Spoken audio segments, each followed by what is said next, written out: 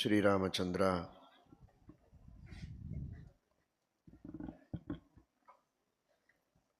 ಭಕ್ತರ ಮೇಲೆ, ತನ್ನ ಪ್ರಜೆಗಳ ಮೇಲೆ ಅಪಾರವಾದ ದಯಾಮೃತವನ್ನು ಹರಿಸ್ತಾ ಇದ್ದ. ಸಾನುಕ್ರೋಶಃ ಜಿತಕ್ರೋಧಃ ಬ್ರಾಹ್ಮಣ ಪ್ರತಿಪೂಜಕಃ ದೀನಾನುಕಂಪೀ ಧರ್ಮಜ್ಞಃ ನಿತ್ಯಂ ಪ್ರಗ್ರಹವಾನ್ ಶುಚಿಃ. ವಾಲ್ಮೀಕಿ ಮಹರ್ಷಿಗಳು ಹೇಳ್ತಾರೆ, ಸಾನುಕ್ರೋಶಃ, ಭಗವಂತನಿಗೆ ಅಪಾರವಾದಂತಹ ದಯೆ. ವೆಂಕಟೇಶ ಮಹಾತ್ಮ್ಯದಲ್ಲಿ ಆದಿತ್ಯ ಪುರಾಣದಲ್ಲಿ ಹೇಳುವಾಗ ದಯಾನಿಧೇ ದಯಾನಿಧೇ ದಯಾನಿಧೇ ದಯಾನಿಧೇ ನಮೋ ನಮೋ ನಮೋ ನಮೋ ನಮೋ ನಮೋ ನಮೋ ನಮಃ ಅಂತ ಪರಮಾತ್ಮನನ್ನು, ವೆಂಕಟೇಶ ದೇವರನ್ನು ವರ್ಣನೆ ಮಾಡಿದ್ದುಂಟು. ಅದೆಷ್ಟು ದಯೆ ಪರಮಾತ್ಮನದು ಅಂತ ವರ್ಣನೆ ಮಾಡುವುದಕ್ಕೆ ಸಾಧ್ಯ ಇಲ್ಲ ಅನ್ನುವುದಕ್ಕೆ ಮತ್ತೆ ಮತ್ತೆ ಆ ದಯಾನಿಧಿ ಎಂಬ ಶಬ್ದವನ್ನು ಭಗವಂತನಿಗೆ ಅರ್ಪಣೆ ಮಾಡುವ ಮೂಲಕ ಭಾವನೆಯನ್ನು ತೆರೆದಿಟ್ಟದ್ದು. ಅಂತಹ ದಯಾಸಾಗರನಾದವನು ಪರಮಾತ್ಮ. ಅಪರಾಧಗಳನ್ನು ಮಾಡಿದಾಗಲೂ ಅದನ್ನು ಕ್ಷಮೆ ಮಾಡೋದು, ಅವರಲ್ಲಿ ದುಃಖ ಆದರೆ ಆ ದುಃಖವನ್ನು ಸಹನೆ ಮಾಡದೇ ಇರುವುದು, ಪರದುಃಖ ಅಸಹಿಷ್ಣುತ್ವಂ. ಇನ್ನೊಬ್ಬರಿಗೆ ದುಃಖವಾದಾಗ ಅದನ್ನು ಸಹಿಸಿಕೊಳ್ಳದೆ ದುಃಖವನ್ನು ಪರಿಹಾರ ಮಾಡಬೇಕು ಅನ್ನುವುದಕ್ಕಾಗಿ ಮಾಡುವ ಪ್ರಯತ್ನ ಏನಿದೆ, ಇದೇ ದಯೆ. ವಿಶ್ವಾಮಿತ್ರರು ನಮಗೆಲ್ಲ ಬಹಳ ದೊಡ್ಡವರು, ಗಾಯತ್ರಿ ಮಂತ್ರದ ದ್ರಷ್ಟಾರರು. ಅನೇಕ ಅವರ ಸಂತತಿಯ ಮೂಲಕ ಸಾಕಷ್ಟು ವೇದ ಮಂತ್ರಗಳ ಲಾಭ ನಮಗೆಲ್ಲ ಆಗಿದೆ. ವೇದ ಮಂತ್ರಗಳನ್ನು ಪ್ರವರ್ತನ ಮಾಡಿದ್ದಾರೆ. ಸ್ಮೃತಿ ಗ್ರಂಥ ಇದೆ. ಅವರ ಜೀವನದ ಚರಿತ್ರೆಯೇ ಒಂದು ದೊಡ್ಡ ಆದರ್ಶವಾಗಿದೆ, ಒಂದು ಪ್ರೋತ್ಸಾಹನೆಯನ್ನು ಕೊಡುವಂತಹ ಚರಿತ್ರೆ. ದಿಗ್ಬಲಂ ಕ್ಷತ್ರಿಯ ಬಲಂ ಬ್ರಹ್ಮತೇಜೋ ಬಲಂ ಬಲಂ ಎಂಬ ಉದ್ಗಾರವನ್ನು ತೆಗೆದ ಮಹಾನುಭಾವರು. ಒಂದೊಂದು ದಿಕ್ಕುಗಳಿಗೂ ಹೋಗಿ 10,000 ವರ್ಷಗಳವರೆಗೆ ತಪಶ್ಚರ್ಯ ಮಾಡಿದರೂ ತಾವು ಬಯಸಿದ ಬ್ರಹ್ಮರ್ಷಿ ಪದವಿಯನ್ನು ಪಡೆಯೋವರೆಗೆ ತಮ್ಮ ಸದಾಗ್ರಹವನ್ನು ಬಿಟ್ಟಿಲ್ಲ, ಪ್ರಯತ್ನವನ್ನು ಬಿಟ್ಟಿಲ್ಲ. ಅಂತಹ ಸದಾಗ್ರಹ, ಕಾರ್ಯಂ ವಾ ಸಾಧಯೇಯಂ ದೇಹಂ ವಾ ಪಾತಯೇಯಂ ಅನ್ನುವಂತಹ ಆಗ್ರಹ. ಒಂದ ಗುರಿಯನ್ನು ಸಾಧಿಸಬೇಕು, ಇಲ್ಲ ದೇಹವನ್ನು ಉರುಳಿಸಬೇಕು. ಸುಮ್ಮನೆ ಬದುಕಿದ್ದು ಗುರಿಯನ್ನು ಸಾಧಿಸದೆ ಊಟ ಮಾಡುವುದಕ್ಕೆ ಬದುಕಿದ್ದಾಗಬಾರದು. ಇದನ್ನು ಜಗತ್ತಿಗೆ ತೋರಿಸಿಕೊಟ್ಟ ಮಹಾನುಭಾವರು ವಿಶ್ವಾಮಿತ್ರರು. ಊಟ ಆದರೆ ಸಾಕು, ಇನ್ನೇನಾಗದಿದ್ದರೂ ಪರವಾಗಿಲ್ಲ ಅನ್ನುವ ಸ್ಥಿತಿಯಲ್ಲಿ ನಾವಿದ್ದೇವೆ. ಗುರಿಯನ್ನು ಸಾಧಿಸದೆ ಬದುಕಿರುವುದು ವ್ಯರ್ಥ ಅನ್ನುವುದನ್ನು ತೋರಿಸಿಕೊಟ್ಟವರು ಇಂತಹ ಮಹಾನುಭಾವರು, ಪೂಜ್ಯರು. ಆದರೆ ಭಗವಂತನ ದೃಷ್ಟಿಯಲ್ಲಿ ವಿಶ್ವಾಮಿತ್ರರು ಬಹಳ ಚಿಕ್ಕವರು. ಸರ್ವೋತ್ತಮನಾದ ಅನಂತ ಗುಣಪರಿಪೂರ್ಣನಾದ ಭಗವಂತನ ಮುಂದೆ ಬಹಳ ಬಹಳ ಬಹಳ ಚಿಕ್ಕವರು. ಅವರು ಮಾಡುವಂತಹ ಯಜ್ಞಕ್ಕೆ ಸುಬಾಹು ಮಾರೀಚರು ವಿಘ್ನವನ್ನು ಮಾಡ್ತಾರೆ, ಅಡ್ಡಿಯನ್ನು ಮಾಡ್ತಾರೆ. ಮಾಡಿದರೆ ಮಾಡಲಿ, ಯಜ್ಞ ಮಾಡಲಿಕ್ಕೆ ಶಕ್ತಿ ಇದ್ದರೆ ಮಾಡಲಿ, ಆಗಲಿಲ್ಲ ಅಂದರೆ ಬಿಡಲಿ ಹೇಳಬಹುದಾಗಿತ್ತು. ಆದರೆ ಪರದುಃಖ ಅಸಹಿಷ್ಣುತ್ವ, ಇದೇ ಅನುಕ್ರೋಶ, ದಯೆ. ಸಾಧಕರು, ನನ್ನ ಭಕ್ತರು, ನನಗೆ ಸಮಾನವಾದ ಸ್ಟೇಟಸ್ಸಿನೊಳಗಿದ್ದವರು ಸ್ವಲ್ಪ ಚಿಕ್ಕವರಾದರೆ ಪರವಾಗಿಲ್ಲ, ಅಂಥವರ ಮೇಲೆ ದಯೆ ಮಾಡ್ತೇನೆ ಅಂದರೆ ದೇವರು ದಯೆ ಮಾಡಲಿಕ್ಕೇ ಯಾರಿಲ್ಲ ಅಂತಾಗತ್ತೆ. ಸಮಾನರಂತೂ ಇಲ್ಲವೇ ಇಲ್ಲ. ಸ್ವಲ್ಪ ಚಿಕ್ಕವರಾಗಬೇಕು ಅಂದರೆ ಸ್ವಲ್ಪ ಚಿಕ್ಕವರು ಯಾರಿಲ್ಲ. ದೇವರಿಗಿಂತ ಚಿಕ್ಕವರು ಅಂದರೆ ಎಲ್ಲರೂ ಅನಂತಪಟ್ಟು ಚಿಕ್ಕವರೇ. ಅಂತಹ ನಿಸ್ಸೀಮವಾದ ಗುಣಗಳಿಂದ ಕೂಡಿದ ಸರ್ವೋತ್ತಮನಾದ ಭಗವಂತನ ಮುಂದೆ ರಮಾಬ್ರಹ್ಮಾದಿ ದೇವತೆಗಳೇ ಯಾವ ಲೆಕ್ಕಕ್ಕಲ್ಲ ಅಂದರೆ ಒಬ್ಬ ಋಷಿ ವಿಶ್ವಾಮಿತ್ರರು ಎಲ್ಲಿ? ತಾರತಮ್ಯದಲ್ಲಿ 16ನೇ ಕಕ್ಷೆಯಲ್ಲಿ ಬರ್ತಾರೆ ವಿಶ್ವಾಮಿತ್ರರು. ಹಾಗಾದರೆ 16ನೇ ಕಕ್ಷೆಯಲ್ಲಿ ಬರ್ತಾರೆ ಅಂದರೆ ಒಂದು 15 ಪಟ್ಟು ಮಾತ್ರ ಚಿಕ್ಕವರು ಅಂತ ತಿಳ್ಕೋಬೇಡಿ. 2ನೆಯ ಕಕ್ಷೆಯಲ್ಲಿ ಬರುವ ರಮಾದೇವಿಯೇ ಅನಂತ ಪಟ್ಟು ಚಿಕ್ಕವಳು. ಹಾಗಾಗಿ ಅಂತಹ ವಿಶ್ವಾಮಿತ್ರರ ಒಂದು ಯಜ್ಞಕ್ಕೆ ವಿಘ್ನವಾಗ್ತದೆ ಅಂದರೆ ಶ್ರೀರಾಮಚಂದ್ರ ಸ್ವತಃ ತಾನು ಹೋಗಿ ಸುಬಾಹುವನ್ನು ಸಂಹಾರ ಮಾಡಿ ಮಾರೀಚನನ್ನು ದೂರ ಓಡಿಸಿ ಯಜ್ಞಕ್ಕೆ ಬರುವ ವಿಘ್ನಗಳನ್ನು ಪರಿಹಾರ ಮಾಡಿ ನಿರಾತಂಕವಾಗಿ ಯಜ್ಞ ಸಾಗುವಂತೆ ಮಾಡಿದ. ಇದು ದಯೆ. ಮಾಡಿದ್ದೆಲ್ಲ ದಯೆಯೇ. ಇವತ್ತು ವಿಶ್ವಾಮಿತ್ರರು ಮಾಡುವ ಯಜ್ಞಕ್ಕೆ ಮಾತ್ರ ದೇವರು ವಿಘ್ನ ಪರಿಹಾರ ಮಾಡಿದ, ಅವರ ಮೇಲೆ ದಯೆ ತೋರಿದ ಅಂತ ನಾವು ತಿಳಿಯುವುದಲ್ಲ. ಇಂದಿಗೂ ನಾವು ನೀವುಗಳು ಮಾಡುವ ಸತ್ಕಾರ್ಯಗಳು ನಿರ್ವಿಘ್ನವಾಗಿ ನಡೀತವೆ ಅಂದರೆ ಸಾನುಕ್ರೋಶ, ದೇವರ ಅನುಕ್ರೋಶ ಅಂದರೆ ದಯೆ. ದೇವರು ಸಾನುಕ್ರೋಶನಾಗಿದ್ದಾನೆ, ಸದಯನಾಗಿದ್ದಾನೆ, ತನ್ನ ದಯಾಮೃತ ಸ್ಯಂದನ ಮಾಡ್ತಾ ಇದ್ದಾನೆ ನಮ್ಮ ಮೇಲೆ ಅನ್ನುವುದಕ್ಕಾಗಿಯೇ ನಮ್ಮ ಯಜ್ಞಯಾಗಾದಿಗಳು, ಸತ್ಕಾರ್ಯಗಳು, ದೇವರ ಪೂಜೆ, ಧರ್ಮ ಕಾರ್ಯಗಳು ನಿರ್ವಿಘ್ನವಾಗಿ ಸಾಗಿವೆ ಅಂತ ಇವತ್ತಿಗೂ ನಾವು ಭಾವಿಸಬೇಕು. ಯಜ್ಞಯಾಗಾದಿಗಳನ್ನು ತಕ್ಕ ಮಟ್ಟಿಗೆ ಇವತ್ತಿಗೂ ಅಲ್ಲಲ್ಲಿ ಮಾಡ್ತಾ ಇದ್ದಾರೆ, ಇಲ್ಲಿಯೂ ಮಾಡ್ತಾ ಇದ್ದಾರೆ. ಯಜ್ಞಯಾಗಾದಿಗಳು ಅಂದರೆ ಅವುಗಳು ಮಾತ್ರ ಅಲ್ಲ. ಅಗ್ನಿಯಲ್ಲಿ ಆಹುತಿ ಹಾಕುವುದು ಒಂದೇ ಯಜ್ಞ ಅಲ್ಲ, ಜೀವನ ಇಡೀ ಒಂದು ಯಜ್ಞ.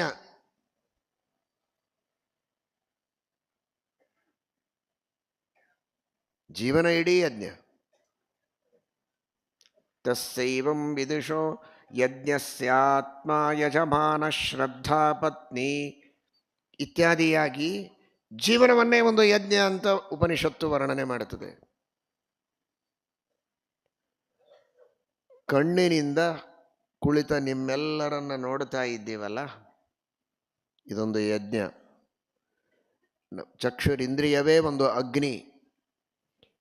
ಏನೆಲ್ಲ ಕಾಣ್ತಾ ಇದೆ ಅದೇ ಆಹುತಿ.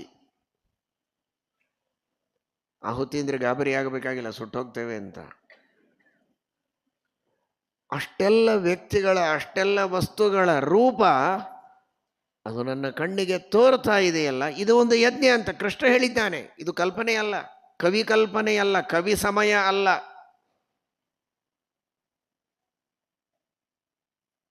ಇದು ಕವಿ ಸಮಯ.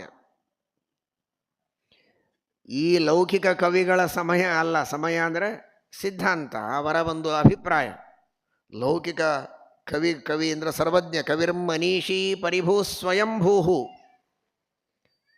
ಅಂತಹ ಸರ್ವಜ್ಞನಾದ ಕವಿ ಎಂಬ ಶಬ್ದಕ್ಕೆ ಸರ್ವಜ್ಞ ಅಂತ ಅರ್ಥ. ಸರ್ವಜ್ಞನಾದ ಕವಿ ಶ್ರೀಕೃಷ್ಣ ಪರಮಾತ್ಮ, ಆ ಭಗವಂತನ ಸಿದ್ಧಾಂತ ಇದು. ಕಿವಿಯಿಂದ ಶಬ್ದಗಳನ್ನು ಕೇಳ್ತಾ ಇದ್ದೀರಿ ಅಂದರೆ ಕಿವಿ, ಆ ಶ್ರೋತ್ರೇಂದ್ರಿಯ ಒಂದು ಅಗ್ನಿ, ಶಬ್ದಗಳು ಅಲ್ಲಿ ಆಹುತಿ. ಏಕಾದಶಿಯ ದಿನ ಉಪವಾಸವನ್ನು ಮಾಡ್ತೀರಿ ಅಂದರೆ ಅದು ಸಂಯಮ ಎಂಬಂತಹ ಸಂಯಮ ಯಜ್ಞ. ಏನು ತಿಂತಾ ಇಲ್ಲ ಅದೇ ಆಹುತಿ. ಸಂಯಮ ಎಂಬ ಅಗ್ನಿಯಲ್ಲಿ ಯಾವುದೆಲ್ಲವನ್ನು ನೀವು ಬಿಡುತ್ತೀರೋ ಅದೇ ಆಹುತಿ ಇದ್ದ ಹಾಗೆ. ಅದನ್ನು ಬಿಡೋದೇ ಒಂದು ಯಜ್ಞ. ಭೋಗ ಮಾಡುವುದೊಂದು ಯಜ್ಞ, ತ್ಯಾಗ ಮಾಡುವುದೊಂದು ಯಜ್ಞ. ತಪಸ್ಸು ಮಾಡುವುದು ಯಜ್ಞ, ಪಾಠ ಪ್ರವಚನಗಳು ಯಜ್ಞ, ಹೀಗೆಲ್ಲ ಹೇಳಿದ್ದಾರೆ. ಸ್ವಾಧ್ಯಾಯ ಜ್ಞಾನಯಜ್ಞಾಶ್ಚ, ಜ್ಞಾನಯಜ್ಞ, ಜ್ಞಾನವನ್ನು ಪಡೆದುಕೊಳ್ಳುವುದಕ್ಕೆ ಮಾಡುವಂತಹ ಪಾಠ ಪ್ರವಚನಾದಿಗಳೆಲ್ಲ ಯಜ್ಞ. ಇದು ಇವತ್ತು ಎಷ್ಟು ಕಡೆಗೆ ಇಂತಹ ಘೋರವಾದ ಕಲಿಯುಗದಲ್ಲಿಯೂ ಕೂಡ ನಮ್ಮ ದೇಶದಲ್ಲಿ ಮೂಲೆ ಮೂಲೆಗಳಲ್ಲಿ ಇನ್ನೂ ಹರಿಭಜನೆ ನಡೀತಾ ಇದೆ, ಪಾಠ ಪ್ರವಚನಗಳು ನಡೀತಾ ಇವೆ, ಸತ್ಸಂಗಗಳಾಗ್ತಾ ಇವೆ. ಅಲ್ಲಲ್ಲಲ್ಲಿ ಅನೇಕ ಸಂತರು, ಸಾಧುಗಳು, ಸಜ್ಜನರು, ವಿದ್ವಾಂಸರು, ದಾಸರು, ಯತಿಗಳು ಧರ್ಮ ಕಾರ್ಯಗಳನ್ನು ಮಾಡ್ತಾರೆ, ಬೋಧನೆ ಮಾಡ್ತಾರೆ, ಪಾಠ ಪ್ರವಚನಗಳು ನಡೀತಾ ಇವೆ. ಅಂದರೆ ಯಜ್ಞಗಳು ನಡೀತಾ ಇವೆ. ತ್ರೇತಾಯುಗದಲ್ಲಿ ನಡೆದದ್ದಲ್ಲ, ಇಂದಿಗೂ ನಿರಂತರವಾಗಿ ಯಜ್ಞಗಳು ನಡೀತಾ ಇವೆ. ಆ ಎಲ್ಲ ಸತ್ಕಾರ್ಯಗಳಿಗೆ ಜ್ಞಾನಯಜ್ಞ, ತಪೋಯಜ್ಞ, ದ್ರವ್ಯಯಜ್ಞ, ಎಲ್ಲ ತರಹದ ಯಜ್ಞಗಳಿಗೂ ವಿಘ್ನ ಇಲ್ಲದಂತೆ ನಡೆದಿವೆ. ಆಸುರೀ ಶಕ್ತಿಗಳ ಪ್ರಭಾವ ಆಗಿಲ್ಲ ಅಂದರೆ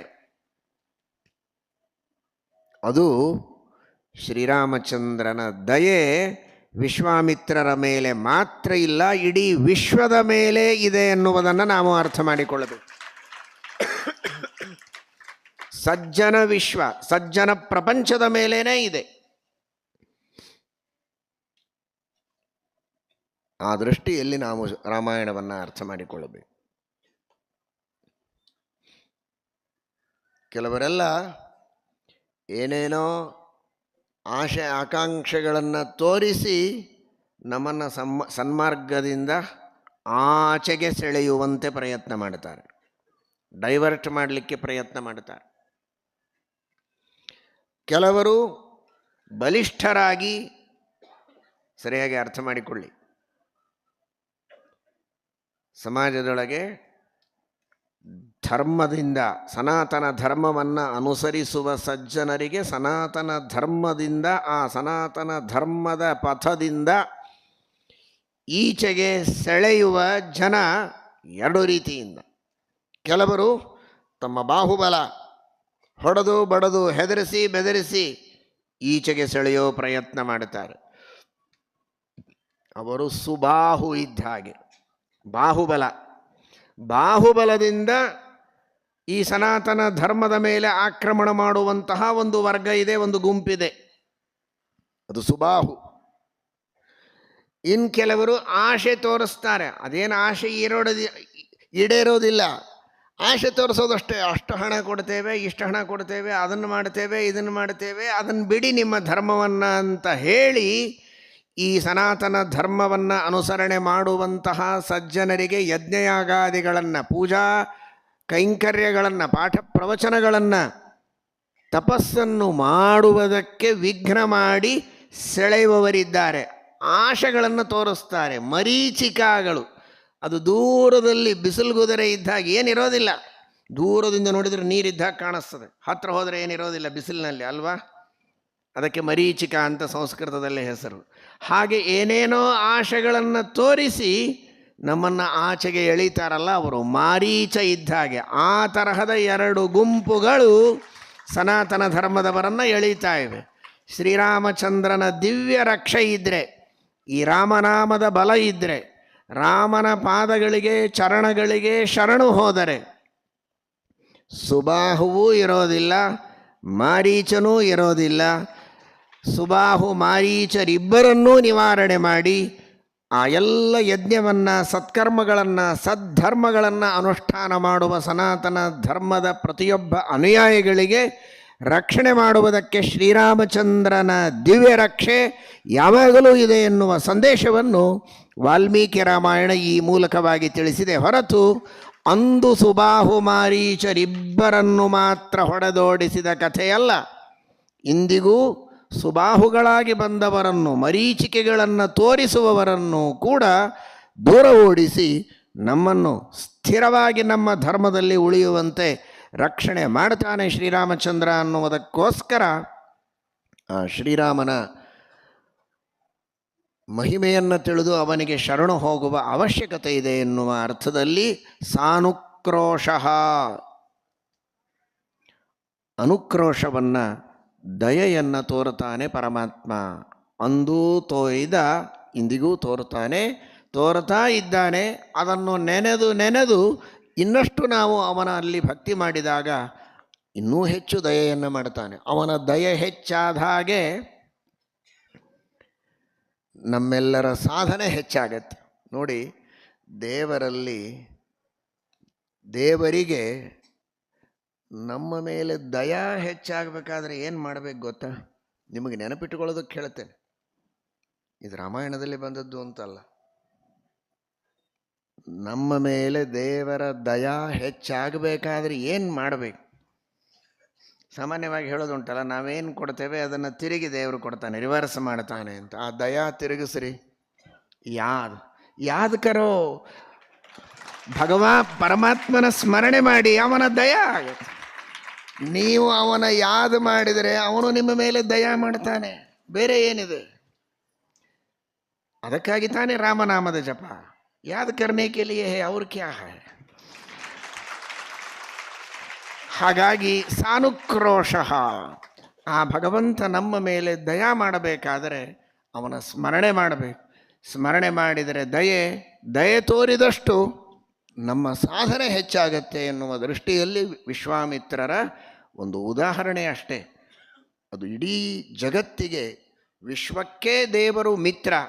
ವಿಶ್ವಾಮಿತ್ರರ ಮಿತ್ರ ಮಾತ್ರ ಅಲ್ಲ, ವಿಶ್ವಕ್ಕೆ ಮಿತ್ರನಾಗಿದ್ದಾನೆ ಪರಮಾತ್ಮ ಅನ್ನುವುದನ್ನು ನಾವು ಚೆನ್ನಾಗಿ ಅರ್ಥ ಮಾಡಿಕೊಳ್ಳಬೇಕು.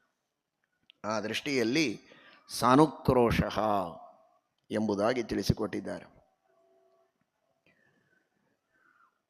ಇದು ಆ ಶಬರಿ ಮೇಲೆ ಎಷ್ಟು ದಯೆ ಮಾಡಿದ್ದಾನೆ ಎನ್ನುವುದನ್ನು ನೀವು ತಿಳಿಯಿರಿ. ಶಬರಿಯ ಮೇಲೆ ಅವಳೊಬ್ಬ ಭಕ್ತಳು, ಭಗವಂತನಿಗಾಗಿ ದಾರಿ ಕಾಯ್ತಾ ಇದ್ದಾಳೆ.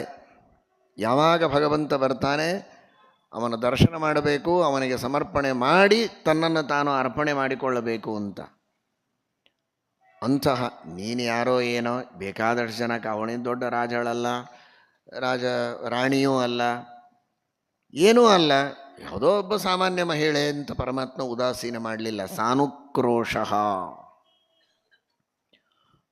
ಅವಳ ಭಕ್ತಿಗೆ ಪರಮಾತ್ಮ ಮೆಚ್ಚಿ ಅವಳು ಭಕ್ತಿಯಿಂದ ಅರ್ಪಣೆ ಮಾಡಿದಂಥ ಅರ್ಪಿತವಾದ ವಸ್ತುವನ್ನು ಸ್ವೀಕಾರ ಮಾಡಿ ಅವಳಿಗೆ ಅನುಗ್ರಹವನ್ನು ಮಾಡಿದ. ಅವತ್ತು ಶಬರಿ ಸಮರ್ಪಣೆ ಮಾಡುವಾಗ ಅತ್ಯಲ್ಪವಾದ ವಸ್ತುವನ್ನು ಕೊಟ್ಟರೂ ಭಕ್ತಿಪೂರ್ಣವಾಗಿ ಕೊಟ್ಟಳು ಅನ್ನುವುದಕ್ಕೆ ಪರಮಾತ್ಮ ಹೇಗೆ ಅದನ್ನು ಸ್ವೀಕಾರ ಮಾಡಿದ. ಇವತ್ತು ನೀವುಗಳು ಕೂಡ ದೇವರಿಗೆ ನೈವೇದ್ಯವನ್ನು ಅರ್ಪಣೆ ಮಾಡುವಾಗ ಸಾನುಕ್ರೋಶ ಅನ್ನುವುದನ್ನು ತಿಳಿದು ಅರ್ಪಣೆ ಮಾಡಬೇಕೇ ಹೊರತು ಆ ಪರಮಾತ್ಮನಿಗೆ ಹಸಿವೆ ಆಗಿದೆ, ಇನ್ನು ತಡ ಮಾಡಿದರೆ ಗತಿ ಏನು, ನೀವಾದರೆ ಹಾಗೆ ಹೀಗೆ ಏನೇನೋ ಮಧ್ಯದಲ್ಲಿ ತಗೊಂಡು ಫಲಾರ ಮಾಡಿ ನಿಧಾನವಾಗಿ ಊಟ ಮಾಡ್ತೀರಿ. ಆ ಪೆಟ್ಟಿಗೆ ಒಳಗೆ ಕೂತು ದೇವರೇನು ಮಾಡಬೇಕು ಪಾಪ, ಏನೂ ಕುಡಿದಿರಂಗಲ್ಲ, ತಿಂದಿರಂಗಲ್ಲ, ಹಸಿವೆ ಆಗಿದೆ, ಅದಕ್ಕೋಸ್ಕರ ಊಟಕ್ಕೆ ಹಾಕ್ತಾ ಇದ್ದೀವಿ ಅಂತ ನೀವು ಎಷ್ಟೇ ಪಂಚಭಕ್ಷ ಪರಮಾನ್ನಗಳನ್ನು ಅರ್ಪಣೆ ಮಾಡಿದರೂ ಕೂಡ ದೇವರು ಸ್ವೀಕಾರ ಮಾಡೋದಿಲ್ಲ. ದೇವರಿಗೆ ಗತಿ ಇಲ್ಲ, ಹಸಿವು ಆಗಿದೆ ಅಂತ ತಿಳಿದ್ರೆ ಅವನು ದೇವರೇ ಅಲ್ಲ. ಹಸಿವಿದ್ದವನು ದೇವರೇ ಹೇಗಾಗ್ತಾನೆ?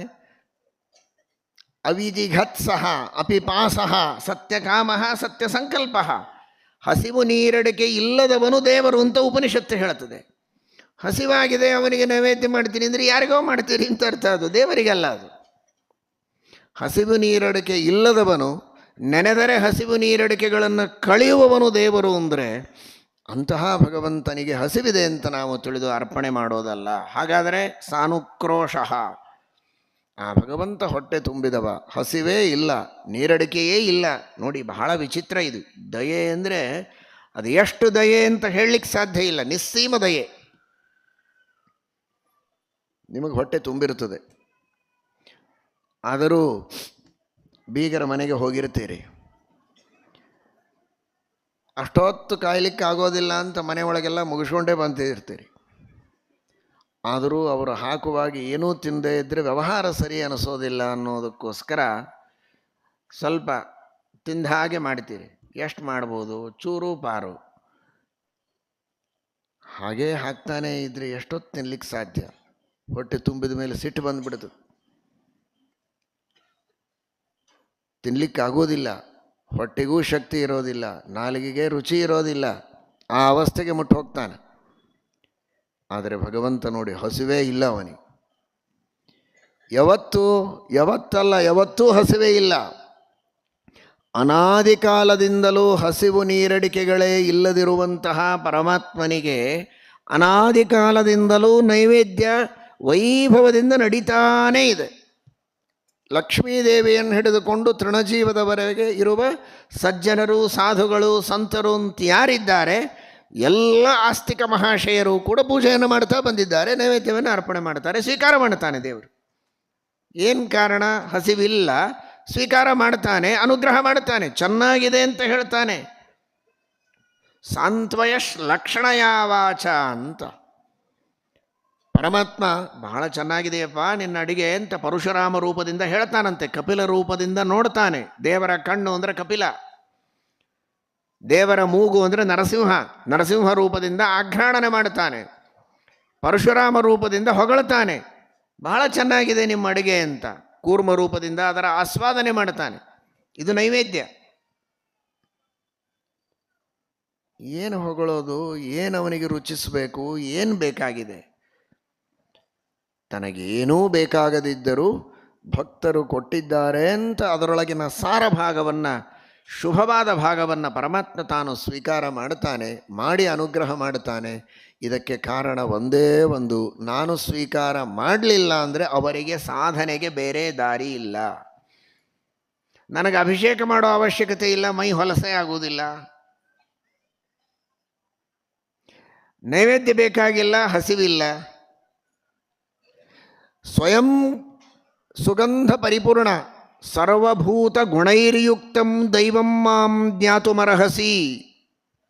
ಮಹಾಭಾರತದ ವಚನ, ಮೋಕ್ಷಧರ್ಮ ಪರ್ವದಲ್ಲಿ ಶ್ರೀಮದ್ ಆನಂದ ತೀರ್ಥ ಭಗವತ್ಪಾದಾಚಾರ್ಯರು ಭಾಗವತ ತಾತ್ಪರ್ಯದಲ್ಲಿ ಏಕಾದಶ ಸ್ಕಂಧದಲ್ಲಿ ಉದಾಹರಣೆ ಮಾಡ್ತಾರೆ. ಸರ್ವಭೂತ ಗುಣೈರ್ಯುಕ್ತಂ, ಎಲ್ಲ ಭೂತಗಳಲ್ಲಿರುವ ಗುಣಗಳೂ ಭಗವಂತನಲ್ಲಿವೆ. ಶ್ರೀನಿವಾಸ ತೀರ್ಥರು ವ್ಯಾಖ್ಯಾನ ಮಾಡುವಾಗ ಹೇಳ್ತಾರೆ, ಭೂತರು ಅಂದರೆ ಜೀವರು, ಎಲ್ಲ ಜೀವರಲ್ಲಿರುವ ಜ್ಞಾನಾನಂದಾದಿ ಗುಣಗಳಿಗೆ ಬಿಂಬಭೂತವಾದ ಗುಣಗಳು ಪರಮಾತ್ಮನಲ್ಲಿವೆ ಅಂತ.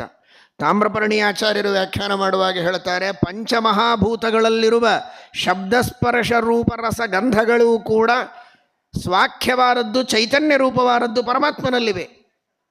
ಪರಮಾತ್ಮನಿಗೂ ಶಬ್ದ ಇದೆ, ಸ್ಪರ್ಶ ಇದೆ, ರಸ ಇದೆ, ಗಂಧ ಇದೆ ಅಂತ ಹೇಳ್ತಾರೆ. ಸರ್ವಭೂತ ಗುಣೈರ್ಯುಕ್ತಂ ದೈವಂ ಮಾಂ ಜ್ಞಾತುಮರ್ಹಸಿ ಅಂತ.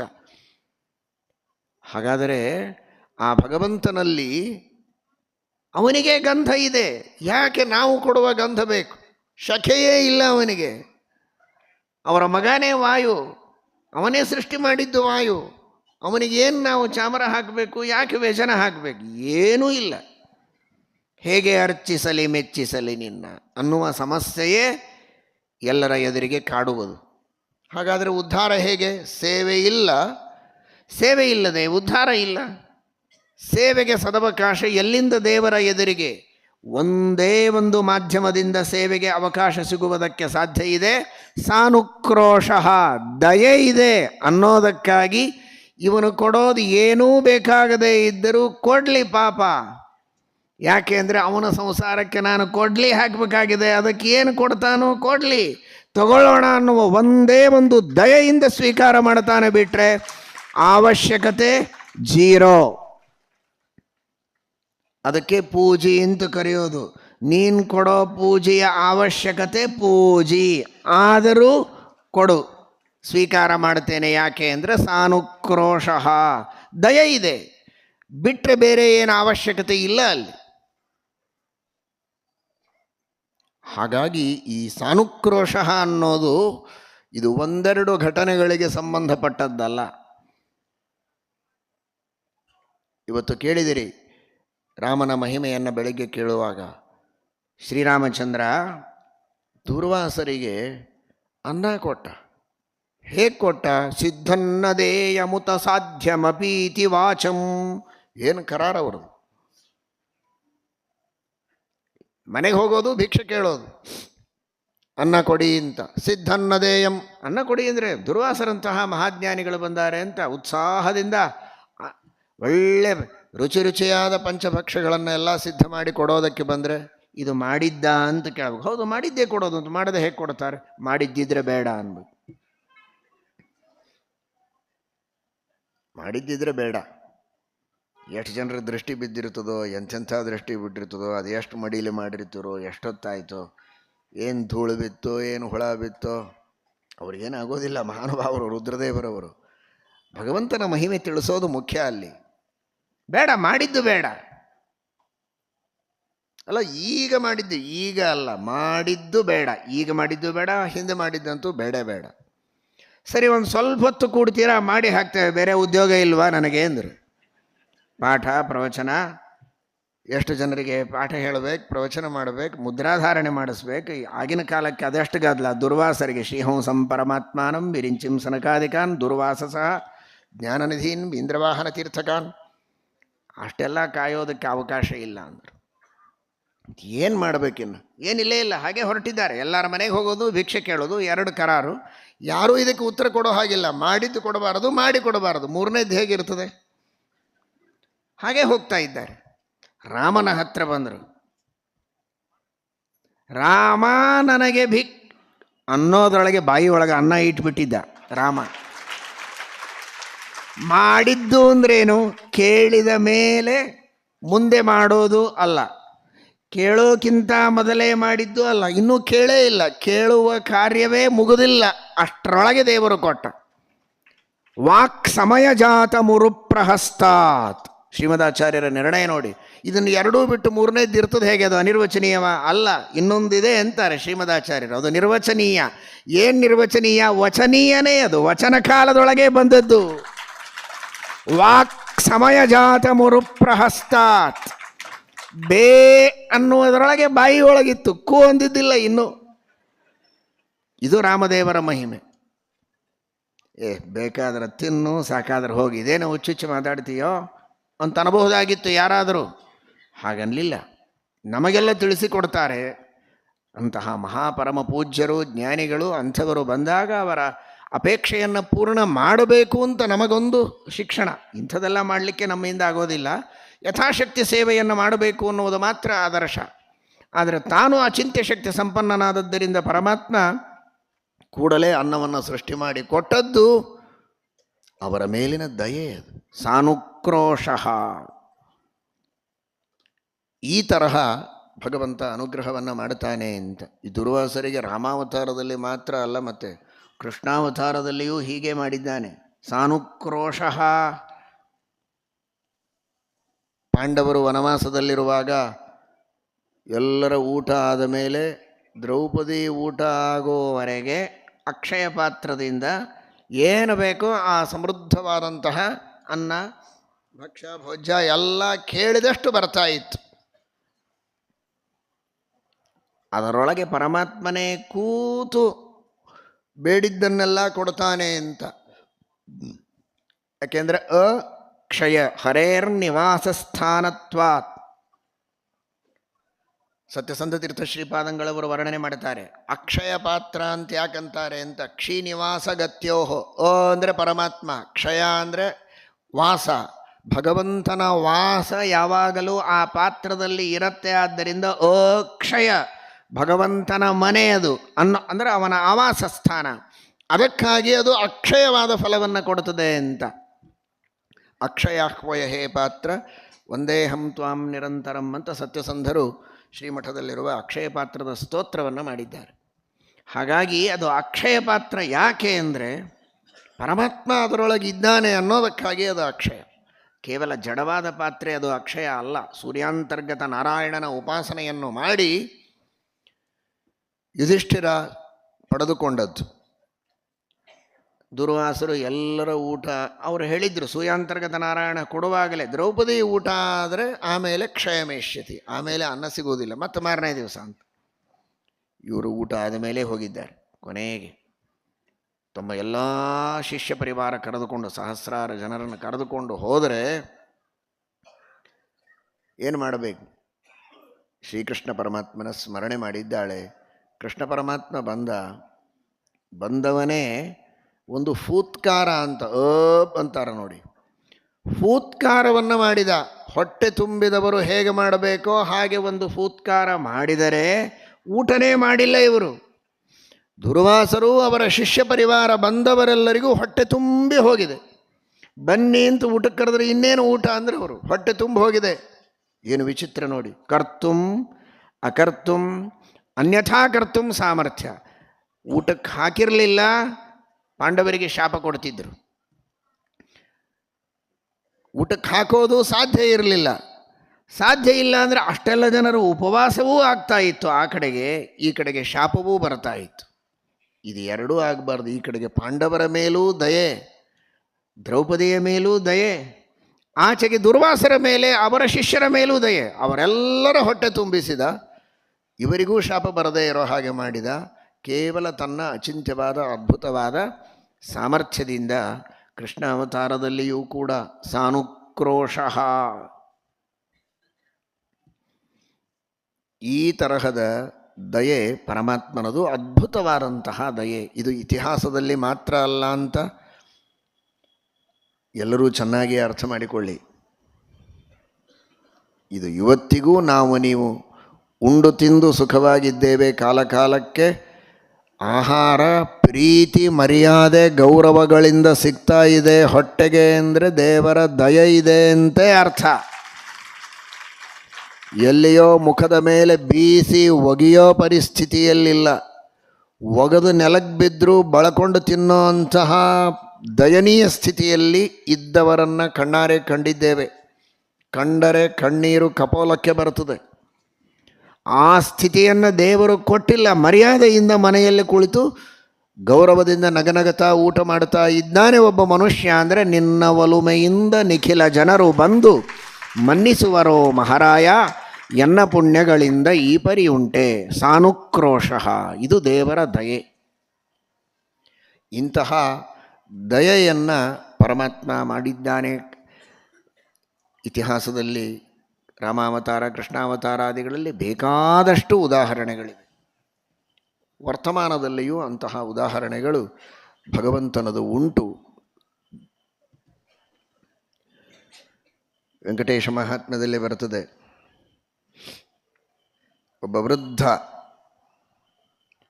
ವೃದ್ಧನಾದಂತಹ ವ್ಯಕ್ತಿ ಪರ್ವತದ ಮೇಲೆ ಹೋಗಿ ಆತ್ಮಹತ್ಯೆಯನ್ನು ಮಾಡಿಕೊಳ್ಳಬೇಕು ಅನ್ನುವ ವಿಚಾರದಲ್ಲಿರ್ತಾನೆ. ಕಾರಣ ದಾರಿದ್ರ್ಯ, ಬಡತನ ಬರಬಾರದು, ಬಂದರೆ ಸಾವು ತಪ್ಪದು.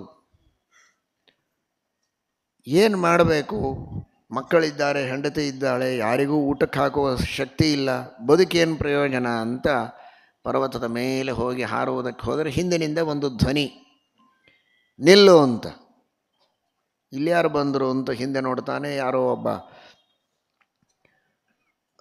ತನ್ನನ್ನು ತಡೀತಾ ಇದ್ದಾನೆ. ಏನಪ್ಪ ಯಾಕೆ ತಡೀತಾ ಇದ್ದಿ, ನೀನ್ಯಾಕೆ ಬಂದಿ ಅಂತ. ನೀನ್ಯಾಕೆ ಬೀಳ್ತಾ ಇದ್ದಿ ಅಂತ ಕೇಳಿದ. ಈ ಸ್ಥಿತಿ ಇದೆ ಅಂತ ಹೇಳಿದರೆ ಭಗವಂತ ಅನುಗ್ರಹವನ್ನು ಮಾಡಿ ಅವನಿಗೆ ಅಲ್ಲಿ ತೀರ್ಥದಲ್ಲಿ ಸ್ನಾನ ಮಾಡುವುದಕ್ಕೆ ಹೇಳ್ತಾನೆ. ಅವನು ಸ್ನಾನ ಮಾಡಿದರೆ ಮೊದಲು ಅವನ ದೇಹ ಜರ್ಜರವಾಗಿ ಮುದಿಯಾದ ದೇಹ, ಒಳ್ಳೆ ತಾರುಣ್ಯ ಬರ್ತದೆ, ಶಕ್ತಿ ಬರ್ತದೆ, ಹಣ ಗಳಿಸೋದಕ್ಕೂ ಶಕ್ತಿ ಬರ್ತದೆ.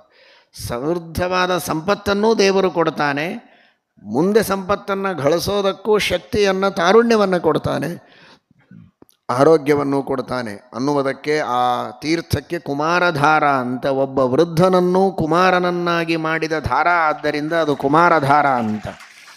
ಕುಮಾರ ಸ್ಕಂದ ತಪಸ್ಸು ಮಾಡಿದ ಸ್ಥಳ, ಆದ್ದರಿಂದಲೂ ಅದು ಕುಮಾರಧಾರ. ವೃದ್ಧನಿಗೆ ತಾರುಣ್ಯವನ್ನು ಕೊಟ್ಟದ್ದು ಅನ್ನುವುದಕ್ಕಾಗಿಯೂ ಅದು ಕುಮಾರಧಾರ ಅಂತ. ಇವತ್ತಿಗೂ ಕುಮಾರಧಾರ ತೀರ್ಥ ತಿರುಮಲದಲ್ಲಿ ಇದ್ದದ್ದನ್ನು ನೀವೆಲ್ಲ ಕೇಳ್ತೀರಿ, ಆ ವರ್ಣನೆ ಬರ್ತದೆ. ಅಂದರೆ ಪರಮಾತ್ಮ ಯಾರೋ ವೃದ್ಧ ಎಲ್ಲೋ ಬೀಳ್ತಾನೆ ಸಾಯ್ತಾನೆ ಎಂದರೂ ಕೂಡ ಸಾನುಕ್ರೋಶಃ ಅವನ ಮೇಲಿನ ದಯೆಯಿಂದ ಅವನಿಗೆ ತಾರುಣ್ಯವನ್ನು ಕೊಟ್ಟು ಉದ್ಧಾರ ಮಾಡಿದ. ನೋಡಿ, ಸಾನುಕ್ರೋಶಃ ಅಂತ ದೇವರು ಅವನಿಗೆ ಒದರಿದ. ಯಾಕೋ ಬ್ರಾಹ್ಮಣ, ಯಾಕೆ ಬೀಳ್ತಿದ್ದಿ, ನಾ ಇದ್ದೀನಿ, ನಿನ್ನನ್ನು ರಕ್ಷಣೆ ಮಾಡ್ತೀನಿ, ಅಲ್ಲ ನಾ ಮುದುಕಾಗೀನಿ, ಇನ್ನೇನು ಮಾಡಲಿ, ನಾ ಏನು ಹಣ ಗಳಿಸ್ಲಿ ಅಂತ. ಈ ಶೈಶವ, ಈ ಬಾಲ್ಯ, ಈ ಕೌಮಾರ, ತಾರುಣ್ಯ, ವಾರ್ಧಕ್ಯ ಕೊಡೋದೇ ನಾನು. ಯಾವಾಗ ಬೇಕದನ್ನು ನಾನು ರಿಪ್ಲೇಸ್ ಮಾಡ್ಬೋದು. ಈಗ ವೃದ್ಧಾಪ್ಯ ತೆಗೆದು ನಿನಗೆ ತಾರುಣ್ಯ ಕೊಡೋ ಶಕ್ತಿಯೂ ನನಗಿದೆ. ನಾನಿರುವಾಗ ಯಾಕಪ್ಪ ಹೆದರ್ತೀಯ ಅಂತ ಅವನಿಗೆ ಭರವಸೆ ಕೊಟ್ಟು, ಬರೀ ಭರವಸೆ ಕೊಡದೆ ಅವನಿಗೆ ತಾರುಣ್ಯ ಕೊಟ್ಟು, ಸಂಪತ್ತು ಕೊಟ್ಟು ರಕ್ಷಣೆ ಮಾಡಿದ. ಎಲ್ಲಿ? ಬೆಟ್ಟದಲ್ಲಿ. ಹಾಗಾಗಿ ಸಾನು ಕ್ರೋಶ. ಸಾನು ಅಂದರೆ ಪರ್ವತದ ಶಿಖರ. ಸಾನುವಿನೊಳಗೆ ಪರ್ವತದ ಶಿಖರದ ಮೇಲೆ ಅಧಿತ್ಯಕಾದಲ್ಲಿ ನಿಂತು, ಕ್ರೋಶ ಅಂದರೆ ಕರೆದ, ಅವನಿಗೆ ಕೂಗಿದ. ಕ್ರೋಶ ಅಂದರೆ ಕೂಗೋದು, ಕರೆಯೋದು. ಏ ಬ್ರಾಹ್ಮಣ, ಯಾಕೆ ಬಿದ್ದು ಸಾಯ್ತೀಯೋ, ನಾನಿದ್ದೀನಿ ಅಂತ. ಸಾನು ಕ್ರೋಶ, ಪರ್ವತದ ಮೇಲಿನಿಂದ ಕೂಗಿ ಕರೆದು ಉದ್ಧಾರ ಮಾಡಿದ ದಯಾನಿಧಿ ಸಾನುಕ್ರೋಶ. ಸಾನುವಿನ ಮೇಲೆ ಬಹಳ ಇದ್ದಾನೆ. ಯಾಕೆಂದರೆ ನೀವು ಯಾವಾಗಲೂ ಹೀಗೆ ನೋಡಬೇಡ್ರಿ, ದೇವರನ್ನು ನೋಡೋದೇ ಹೀಗೆ ಮೇಲೆತ್ತಿ ನೋಡ್ರಿ ಅನ್ನೋದಕ್ಕೇನೆ. ಅದು ಘಟಿಕಾಚಲವೋ, ಅಹೋಬಿಲವೋ, ಮೇಲ್ಕೋಟೆಯೋ, ಬದರಿಯೋ, ತಿರುಮಲನೋ, ಎಲ್ಲನೂ ಮೇಲೆ ಇದ್ದಾನೆ ಪರಮಾತ್ಮ. ಯಾಕೆಂದರೆ ಸಾನುಕ್ರೋಶ, ಅಲ್ಲಿ ಮೇಲೆ ಭದ್ರಾಚಲದಲ್ಲಿ ಶ್ರೀರಾಮಚಂದ್ರನೋ ಮೇಲೆ ಇದ್ದಾನೆ. ಮೇಲಿದ್ದು ಕೆಳಗಿದ್ದ ನಮ್ಮೆಲ್ಲರನ್ನ ಮೇಲೆ ಕರೆದುಕೊಂಡು ಹೋಗ್ತಾನೆ. ಕೆಲವರು ಹೇಳ್ತಾರೆ, ನಿಮ್ಮ ಸ್ತರಕ್ಕೆ ನಾವು ಇಳಿದಿದ್ದು, ನೀವು ಇಳಿಯೋಕ್ಕಿಂತ ನಮ್ಮನ್ನು ಮೇಲೆ ತೊಗೊಂಡ್ರೆ ಒಳ್ಳೆಯದಲ್ವಾ ಅಂತ. ಸಾಮಾನ್ಯರ ಸ್ತರಕ್ಕೆ ಇಳಿದು ಅವರು ಬಂದಿದ್ದಾರೆ ಅಂತ. ಅವರು ಇಳಿದು ಬರೋದಕ್ಕಿಂತಲೂ ಕೆಳಗಿಳಿದವರನ್ನು ಮೇಲೆ ಕರ್ಕೊಂಡು ಹೋಗೋದು ಉತ್ತಮ ಅಲ್ವಾ? ಅದನ್ನು ಮಾಡಿದವನು ದೇವರು. ತಾನು ಸಾನುವಿನ ಮೇಲೆ ನಿಂತು ಕ್ರೋಶ ಮಾಡ್ತಾನೆ. ಸಮಾಯಾತ ಏ ಮೋಕ್ಷ ಪದೇಚ್ಛವ, ಮೇಲೆ ಬನ್ನಿ ಅಂತ ಕರೆಯುವವನು ಪರಮಾತ್ಮ. ಆದ್ದರಿಂದ ಸಾನುಕ್ರೋಶ. ಆ ಅರ್ಥದಲ್ಲಿ ಭಗವಂತ ಸಾನುಕ್ರೋಶ ಎಂಬುದಾಗಿ ಪರಮಾತ್ಮನನ್ನು ನಾವು ತಿಳಿಯಬೇಕು. ಅಂತಹ ಭಗವಂತನ ದಯೆ ಅತ್ಯದ್ಭುತವಾದಂತಹ ದಯೆ, ಅತ್ಯದ್ಭುತವಾದಂತಹ ಕಾರುಣ್ಯ. ಆ ದಯೆಯನ್ನೇ, ಕಾರುಣ್ಯವನ್ನೇ ಸ್ಮರಣೆ ಮಾಡುತ್ತಾ ಭಗವಂತನ ದೊಡ್ಡ ಗುಣಗಳು ಅನಂತ ಇವೆ. ನೇರವಾಗಿ ಭಗವಂತನನ್ನು, ನಮ್ಮನ್ನು ಕಟ್ಟುವಂತಹ ಒಂದು ಗುಣ ಅಂದರೆ ಅದು ದಯೆ. ದೇವರಲ್ಲಿ ಜ್ಞಾನ ಇದೆ, ಆನಂದ ಇದೆ, ಬಲ ಇದೆ, ಪರಾಕ್ರಮ ಇದೆ, ವೀರ್ಯ ಇದೆ, ಶೌರ್ಯ ಇದೆ, ಪ್ರಾಗಲ್ಭ್ಯ ಇದೆ, ಎಲ್ಲ ಇದೆ. ಅವನ ಪಾಡಿಗೆ ಅವನಲ್ಲಿದೆ, ನಾವು ಇದ್ದೇವೆ. ಮುಂದೇನು? ನಮಗೂ ಅವನಿಗೂ ಒಂದು ಸಂಬಂಧ ತರೋದು ಯಾವುದು? ಅದು ದೇವರಲ್ಲಿರುವ ದಯೆ. ಆ ದಯೆ ಇದ್ದದ್ದಕ್ಕೆ ತನ್ನ ಜ್ಞಾನ, ತನ್ನ ಉತ್ಸಾಹ, ತನ್ನ ಆನಂದ, ತನ್ನ ವೀರ್ಯ, ಶೌರ್ಯ ಎಲ್ಲ ಉಪಯೋಗಿಸಿ ನಮ್ಮನ್ನು ರಕ್ಷಣೆ ಮಾಡ್ತಾನೆ. ಇಲ್ಲ ಅಂದರೆ ಅವನಲ್ಲಿರೋ ಗುಣ ಅವನಿಗೆ, ನಮ್ಮಲ್ಲಿರುವಂತಹ ದೋಷಗಳು ನಮಗೆ. ನಮ್ಮಷ್ಟಕ್ಕೆ ನಾವು, ಅವನಷ್ಟಕ್ಕೆ ಅವನು ಅವನ ಗುಣಗಳನ್ನು ಉಪಯೋಗಿಸಿ ನಮ್ಮನ್ನು ಉದ್ಧರಿಸುವುದಕ್ಕೆ ಮಧ್ಯದಲ್ಲಿ ಕೊಂಡಿಯಾಗಿದ್ದದ್ದು ಆ ದಯೆ ಎಂಬ ಗುಣ, ಅನುಕ್ರೋಶ ಎಂಬ ಗುಣ ಅನ್ನುವ ದೃಷ್ಟಿಯಲ್ಲಿ ಬಹಳ ದೊಡ್ಡದದು. ಸಾನುಕ್ರೋಶೋ ಜಿತಕ್ರೋಧ ಬ್ರಾಹ್ಮಣ ಪ್ರತಿಪೂಜಕ ಎಂಬುದಾಗಿ ವಾಲ್ಮೀಕಿ ಮಹರ್ಷಿಗಳು ವರ್ಣನೆಯನ್ನು ಮಾಡುತ್ತಾರೆ. ಇವತ್ತು ಸತ್ಯ ವರತೀರ್ಥ ಶ್ರೀಪಾದಂಗಳವರ ಆರಾಧನೆ. ನಿನ್ನೆ ದಿವಸ ಸ್ವಲ್ಪ ಅವರ ಮಹಿಮೆಯನ್ನು, ಅವರ ಬಗ್ಗೆ ಸತ್ಯಧರ್ಮತೀರ್ಥರು ಅವರ ಪಾದುಕಾ ಮಹಿಮೆಯನ್ನು ಹೇಳಿದ್ದನ್ನು ಕೇಳಿದ್ದೀರಿ. ಭಗವಂತನ ದಯೆ ಗುರುಗಳ ಮೇಲೂ ಎಷ್ಟಿದೆ ಅನ್ನೋದನ್ನು ತಿಳಿಯಬೇಕು. ಸಾನುಕ್ರೋಶ ಅಂತ ಆ ಗುರುಗಳಿಂದ ಅಂತಹ ದೊಡ್ಡ ಸಾಧನೆಯನ್ನು ಮಾಡಿಸಿ ತಪಸ್ಸಿನ ಸಿದ್ಧಿಯನ್ನು ಕೊಟ್ಟು ಅವರ ಅನುಗ್ರಹದಿಂದ ಶಿಷ್ಯರನ್ನು ಉದ್ಧಾರ ಮಾಡಿಸ್ತಾನೆ ಅಂದರೆ ಅದು ದೇವರ ದಯೆ. ತಾನೇ ಎಲ್ಲ ಮಾಡ್ಬೋದು. ಸ್ವಯಮೇವಾಖಿಲ ಜಗದ್ರಕ್ಷಾದ್ಯಮಿತ ಶಕ್ತಿಮಾನ್. ಆದರೂ ಅಪ್ಯಚ್ಯುತೋ ಗುರುದ್ವಾರ ಪ್ರಸಾದ ಕೃತ ಹಂತ್ವಿತಿ. ಗುರುಗಳ ದ್ವಾರಾನೇ ಪರಮಾತ್ಮ ಅನುಗ್ರಹವನ್ನು ಮಾಡಬೇಕು ಅನ್ನುವಂತಹ ಸಂಕಲ್ಪವನ್ನು ಇಟ್ಟುಕೊಂಡಿದ್ದಾನೆ. ಇದೇ ಒಂದು ದೇವರ ದೊಡ್ಡ ದಯೆ. ಅದಕ್ಕೆ ಸತ್ಯಧರ್ಮತೀರ್ಥರು ವರ್ಣನೆ ಮಾಡುವಾಗ ಹೇಳ್ತಾರೆ, ನಿಸ್ಸಾಧಾರಣ ಸಾಮ್ರಾಜ್ಯ ಭೋಜನಾಹ ನಮ್ರಾಹ ಮಾಜ್ಯಾಹ ತ್ವದ್ವದಂಬಾಂತರಾಸಕ್ತ ತ್ವದಾಶ್ರಯಾತ್ ನಿಸ್ಸಾಧಾರಣ ಸಾಮ್ರಾಜ್ಯ ಭೋಜನಾಹ ರಾಜವದ್ವಿಜಾಹ.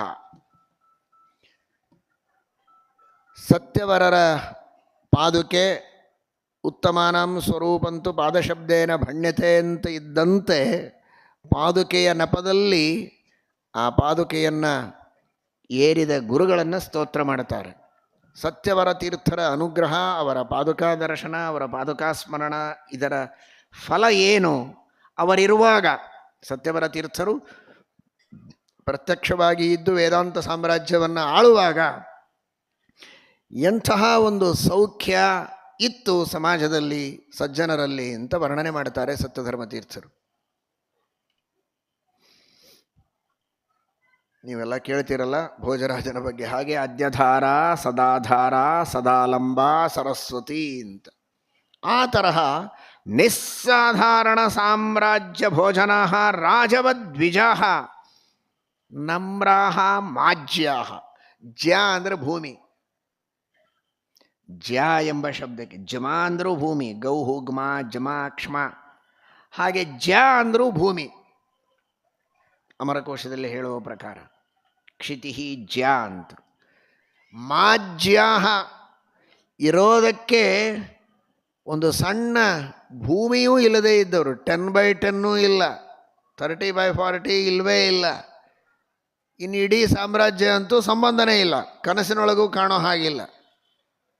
ಅಂಥ ಜನ ಮಾಜ್ಯ. ಆ ಸತ್ಯಧರ್ಮರ ಶಬ್ದಗಳನ್ನು ನೋಡ್ರಿ, ಮಾಜ್ಯಾಹ, ಯಾರಿಗೆ ಭೂಮಿಯೇ ಇಲ್ಲ ಇರೋದಕ್ಕೆ ಅಂಥ ಕಷ್ಟದೊಳಗಿರುವ ಜನರು ಸತ್ಯವರ ತೀರ್ಥ ಶ್ರೀಪಾದಂಗಳವರ ದರ್ಶನ ಪಡೆದು ಅವರ ಸೇವೆ ಮಾಡಿ ಅವರ ಅನುಗ್ರಹದಿಂದ ಅವರ ಮಂತ್ರಾಕ್ಷತೆಗಳಿಂದ ನಿಸ್ಸಾಧಾರಣ ಸಾಮ್ರಾಜ್ಯ ಭೋಜನ, ಅಂಥ ಇಂಥ ಅಲ್ಲ, ದೊಡ್ಡ ದೊಡ್ಡ ಸಾಮ್ರಾಜ್ಯಕ್ಕೇನೆ ಅಧಿಪತಿಗಳಾಗಿದ್ದಾರೆ ಎಷ್ಟೋ ಜನ ಅವರಿಂದ ಅನುಗ್ರಹವನ್ನು ಪಡೆದು.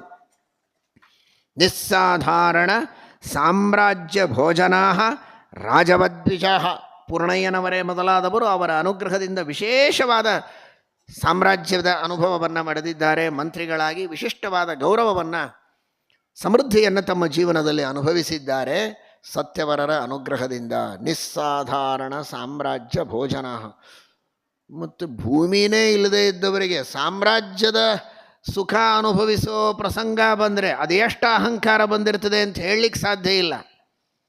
ನೆತ್ತಿಗೇರಿರ್ತದೆ ಅಂತ ಅನ್ಕೋಬೇಡಿ. ಗುರುಗಳ ಅನುಗ್ರಹದಿಂದ ಬಂದದ್ದರಿಂದ ಆ ಸಾಮ್ರಾಜ್ಯವು ಅವರಿಗೆ ಅಹಂಕಾರ ಕೊಟ್ಟಿಲ್ಲಂತೆ. ನಮ್ರಾಹ ನಮ್ರಾಹ ಮಾಜ್ಯಾಹ, ಅವರು ನಮ್ರರಾಗಿಯೇ ಆ ಸಾಮ್ರಾಜ್ಯವನ್ನು ಅನುಭವಿಸಿದ್ದಾರೆ ನಿಮ್ಮ ಅನುಗ್ರಹದಿಂದ. ಆದರೆ ಸಾಮ್ರಾಜ್ಯವನ್ನು ಅನುಭವಿಸುವಾಗಲೂ ತ್ವದ್ವದ್ ಅಂಬಾಂತರಾಸಕ್ತಾ ತ್ವದಾಶ್ರಯಾತ್.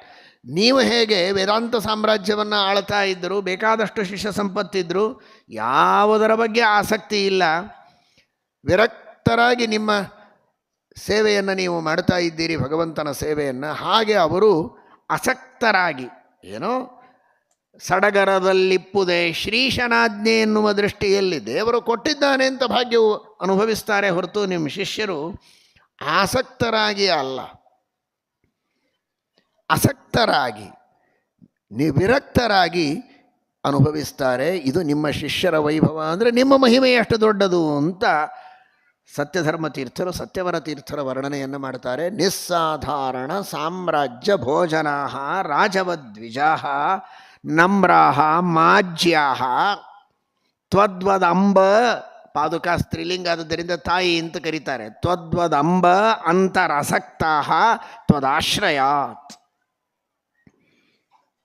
ಇದು ಸತ್ಯಧರ್ಮರ ವಾಣಿ.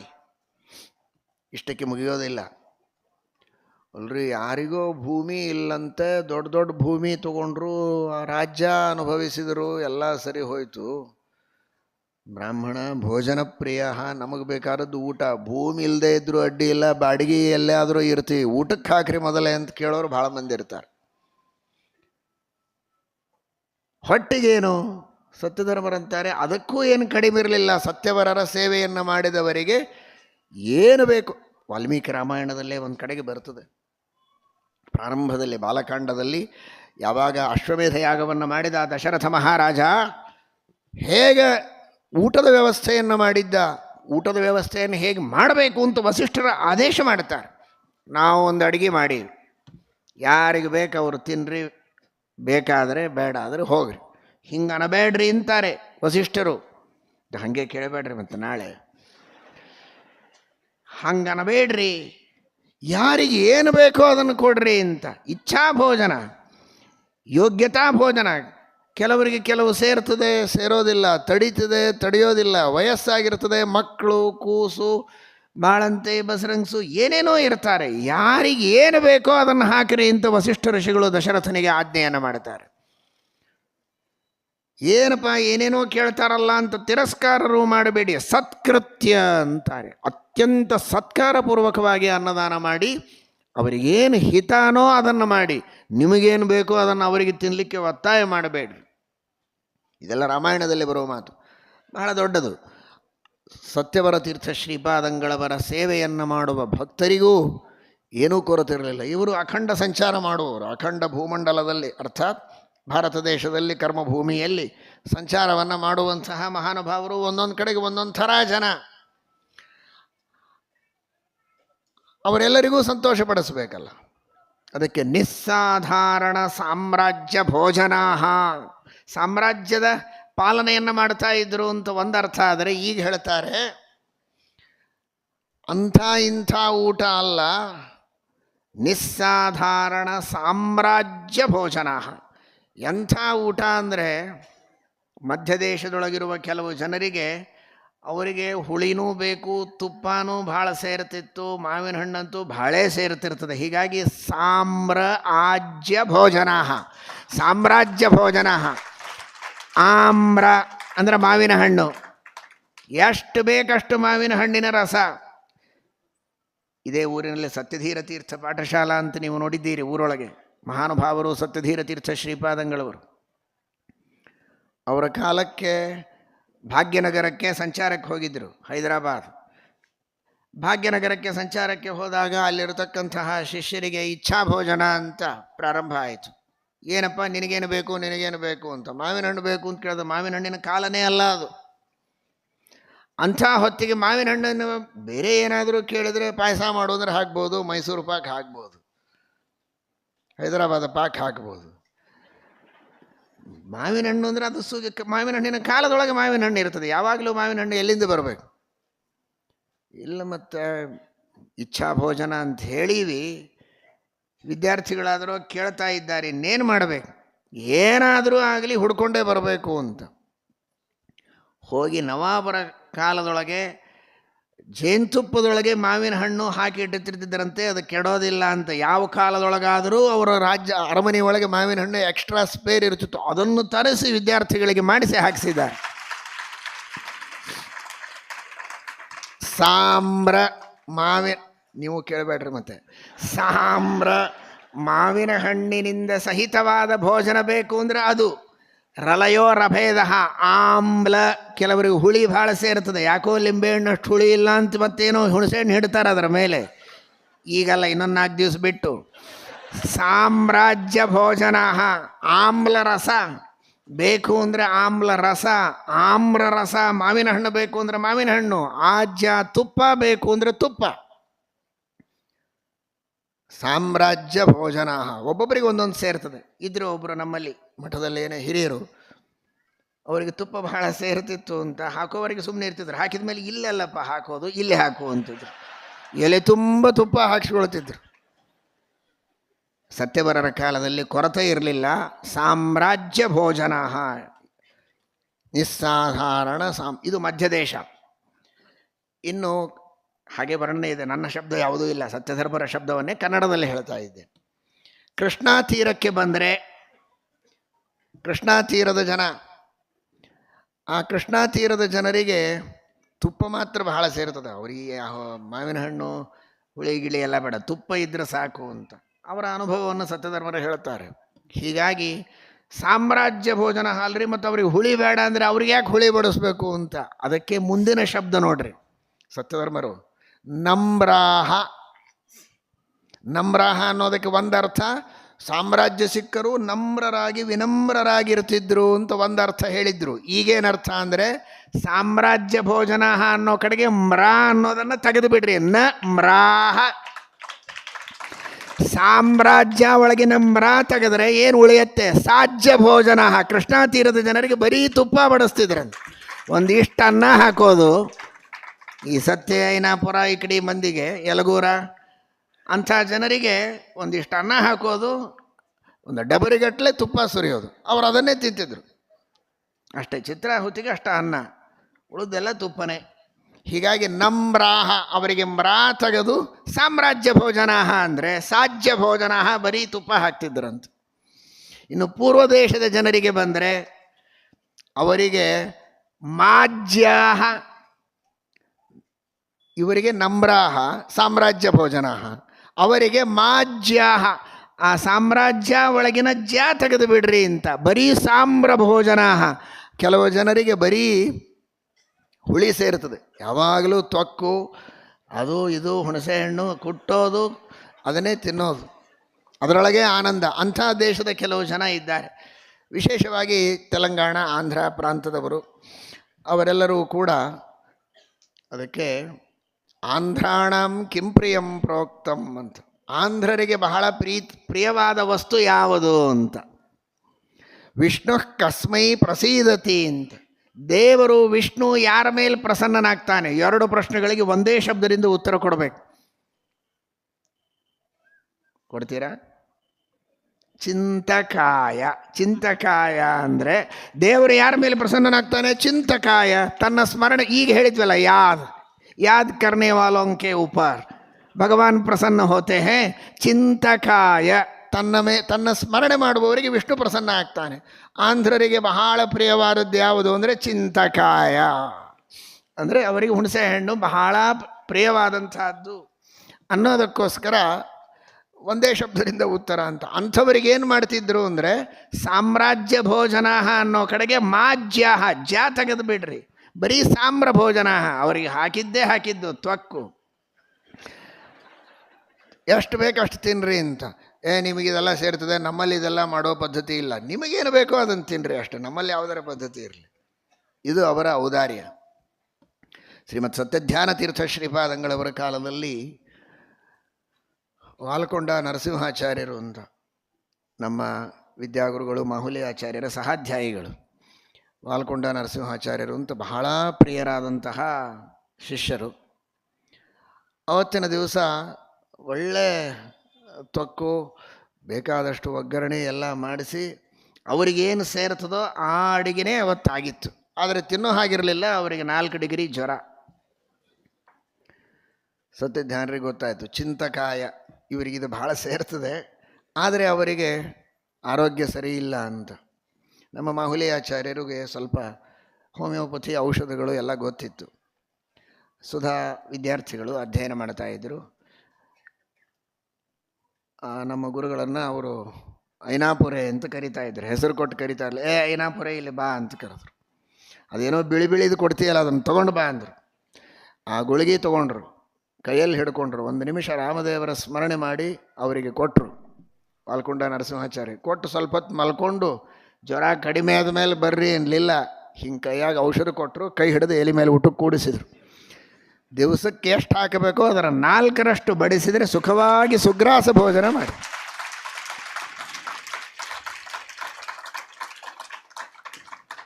ಶ್ರೀಮನ್ ಮಹಾಭಾರತ ಹೇಳುವಂತೆ ತಪಸ್ಸಿಗೆ ಅಸಾಧ್ಯವಾದದ್ದು ಯಾವುದೂ ಇಲ್ಲ ಅಂತ. ತಪಸಾ ವಿಂದತೆ ಫಲಂ ಮಹಾಭಾರತ ಹೇಳುತ್ತದೆ ಶಾಂತಿ ಪರ್ವದಲ್ಲಿ, ಅನುಶಾಸನ ಪರ್ವಗಳಲ್ಲಿ.